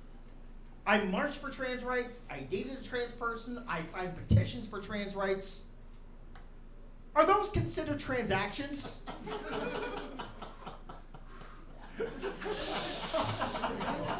I did a show for Frankenstein's Monster. He was in stitches. That's it, thank you. Give it up for Jerry, everybody. Feedback. Wait, big money, no whammies, stop. Thank you. Feedback. So, Ariel hates puns. I'm not the biggest fan either. The reality of it is that we saw a glimpse of you on this stage right now, that you're clearly a very unique individual. You're very authentic. When you come back next week, drop the puns. The Stalin one was good, but you were there's something about you that's special. We want to see that, okay? How many sets have you done? What's today, Monday? Monday, Tuesday. Do you want, since I've been here, or? Off stage, I was like, oh, there's this cool black guy that's come by the club now. I'm gonna smoke weed with him. Now I'm just like, this guy is gonna do my taxes after the show, and it's cool though. We'll play out. How many sets total in your Wait, timeline? that's what I'm saying. What in my timeline? What's today? Monday? I've been doing this since 2006. 6 years? All around. I'm actually going to Ithaca. 18 years of comedy. Yeah. For having people. Yeah. Do you do a lot of corporate events and stuff? I've done it before. I'm actually going to Finger Lakes this weekend. Yeah. Listen, it's very bookable, very solid joke writing, very great. But for me, I come to stand up for the expression of self. I've said that twice tonight. I know nothing about you now other than you're a very smart guy, and I wish I knew more about There's you. something special. When you were on that set, and I'm sure we can all agree, there's something going on that's different than every other act we saw tonight. Correct. So your job is to show us that. So Okay? drop the puns next week. It's up to you. Do what makes you happy. It makes you. We don't. The other comedy clubs. Again, this is Backroom's expression. This is what Backroom likes. This is what we like for our shows. So, we're not trying to say, if that's what you want to come up here and do, please, by all means, do it. But for us, that's what we want to see. You know what I mean? Does that make sense? Yeah. Guys, keep it going for Jerry. Is that everyone? Is that fucking everyone? Please tell me that's everyone. We got 3 more. No, I'm fucking around. Next to the stage, the fucking best man alive, in my opinion, Brandon Sobel. I opened it. Sorry. Fucking tell us that then. Perfect, guys. Guys, give it up for Ariel Kagan, everybody. Yeah, Ariel Kagan. What a weird time to close when we all want to just commit suicide instead, eh? Fuck. I couldn't watch any more stand-up right now, even if I wanted to, and it's how I literally make my money. It's fucking insane. Okay, I will. Brandon did his murder stuff. I'll do mine. You guys like murder shows, white ladies? That's who they make it for. It's insane to me that they literally make these shows for these women who literally all day they're like, I have anxiety. And then they're like, I'm gonna go for a run. And then they put on a murder podcast and they go running through the woods. And it's like, and Tiffany had her head chopped off in the woods. And she gets back from her run and she's like, I still have anxiety. Oh my God. Right? I also love how, aren't we just giving killers new ideas at this point? We think they're capable of murder, but not plagiarism. We're putting out documentary after documentary, and they're sitting there like, that's pretty good, you know? It's fun. I like that the music's playing. That's nice. I actually wish a killer would walk in right now and take me out, you know what I mean?